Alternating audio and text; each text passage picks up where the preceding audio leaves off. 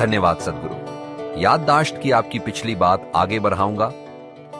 क्या जेनेटिक याददाश्त हावी रहती है या कर्मों की? क्योंकि मुझे लगता है कि मुझ में दोनों का असर है, पता नहीं कौन सी है। देखिए, जेनेटिक याददाश्त का एक खास महत्व तब तक होता है जब तक आप 21 साल से कम होते हैं। 21 साल की उम्र में सिस्टम में एक मूल बदलाव आता है कि जेनेटिक याददाश्त का असर कम हो जाता है। ये एक बहुत मामूली भूमिका निभाने लगती है। कई माता पिता इस बात से हैरान होते हैं कि जो बच्चे कुछ समय पहले तक उनसे इतना ज्यादा जुड़े हुए थे, 21 साल की उम्र पार करते ही अचानक वो अपने माता पिता से वैसा जुड़ाव महसूस नहीं कर पाते, क्योंकि तब जेनेटिक याददाश्त का असर घटकर बहुत कम हो जाता है। 21 साल की उम्र पार करते ही ये हमारे विकास के लिए कुदरत का बनाया हुआ एक तरह का सुरक्षा तंत्र है हमारे विकास के लिए, क्योंकि इंसान का बच्चा दूसरे जानवरों की तरह नहीं आता। दूसरे जानवरों के जीवन का 90% उनके जेनेटिक्स से तय होता है। सिर्फ 10% विकास का हिस्सा होता है, उसे भी वो चाहें तो इस्तेमाल करें या ना करें। पर इंसान के मामले में सिर्फ 10% पहले से तय होता है और 90% इंसान के हाथ में होता है। तभी इंसान के बच्चे के विकास का शुरुआती दौर बहुत नाजुक होता है। उसे कहीं ज्यादा सही माहौल की और पालन पोषण की जरूरत होती है, क्योंकि 90% को बनाना होता है, सिर्फ 10% एक स्टैंडर्ड की तरह पहले से मौजूद होता है। तो 21 की उम्र तक आप पर जेनेटिक असर काफी कम हो जाता है, जब तक कि आप अपने माता पिता से कुछ ज्यादा ही न जुड़े हों। तो या तो क्योंकि वो बहुत दौलतमंद हैं या आप पर बहुत हावी हैं, या आप उन्हें बहुत आदर देते हैं, इसकी वजह जो भी हो, नहीं तो जेनेटिक असर अपने आप कम हो जाएगा। तो उस उम्र के बाद कर्मों का असर जेनेटिक असर से कहीं ज्यादा होता है। जब हम कर्मों के असर की बात करते हैं, क्योंकि एक ऐसी गलत धारणा है कि कर्म यानी सिर्फ कोई ऐसी चीज जो कहीं और से आती है, किसी दूसरे जन्म से या कहीं और से आती है। ये वैसा नहीं है। आज सुबह से जब से आप उठे हैं तब से इस पल तक आपका शरीर शारीरिक कर्म कर रहा है, मन मानसिक कर्म कर रहा है, भावनाएं भावनात्मक कर्म और ऊर्जा ऊर्जा कर्म कर रही हैं। हर पल जागते हुए और सोते हुए ऐसा हो रहा है। पर चलिए सिर्फ जागने की अवस्था की बात करते हैं। नींद से जागने से लेकर अब तक इन 4 तरह के कर्मों में से कितने आपने पूरी जागरूकता से किए हैं? अगर आप इस पर ध्यान दें, मैं आपसे ये प्रश्न नहीं पूछना चाहता जो मैं आमतौर पर पूछता हूं, पर आप सब डॉक्टर हैं तो मैं नहीं पूछूंगा। मैं बस यही कहूंगा, आप खुद इसका विश्लेषण करें। 1% भी नहीं, 1% से भी बहुत कम के बारे में आप सचेत हैं, बाकी सब कुछ अनजाने में हो रहा है।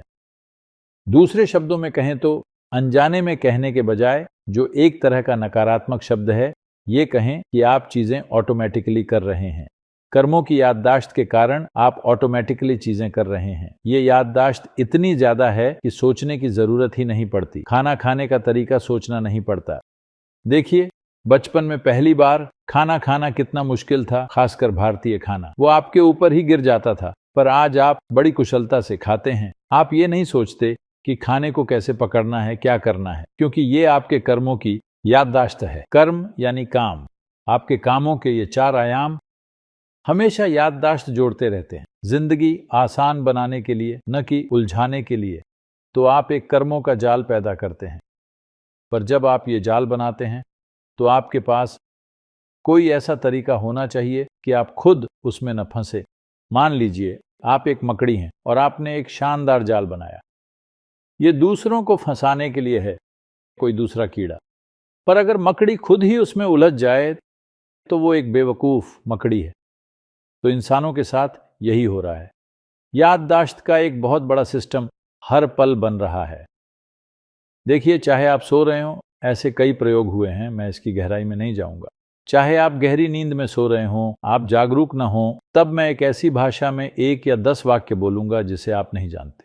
वाकई हम आपको हिप्नोटाइज कर सकते हैं और कई महीनों या सालों के बाद हम आपसे वो वाक्य बुलवा सकते हैं, एक ऐसी भाषा में जिसे आप नहीं जानते, जो आपने तब सुनी थी जब आप गहरी नींद में सो रहे थे। ऐसा करना मुमकिन है। तो मैं ये कह रहा हूं कि अगर आप यहां से वहां तक जाएं तो वहां 25 अलग अलग गंध हो सकती है। शायद आप उन पर सचेत ध्यान न दें। अगर वो बहुत तेज है या तो बहुत बुरी है या बहुत अच्छी, सिर्फ तभी शायद आप ध्यान दें, वरना न दें। पर सेंसरी सिस्टम में वो सब कुछ रिकॉर्ड हो जाता है।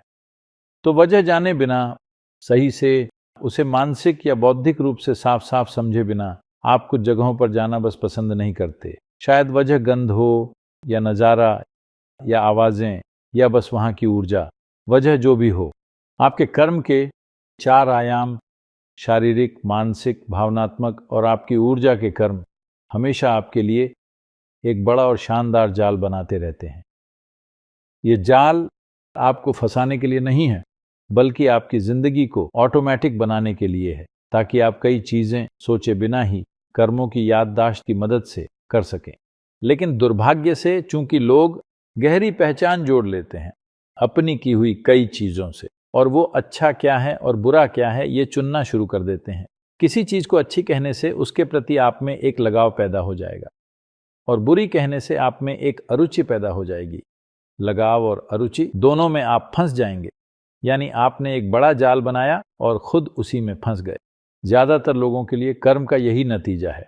कर्म जीने का सबसे गतिशील या डायनामिक तरीका है। इसका सीधा सा मतलब है कि आप खुद अपना जीवन बनाते हैं। आप अपने जीवन के निर्माता सिर्फ तभी बन पाएंगे जब आपका न्यूरोलॉजिकल सिस्टम आपके आदेशों पर काम करेगा, वरना कभी नहीं बन पाएंगे।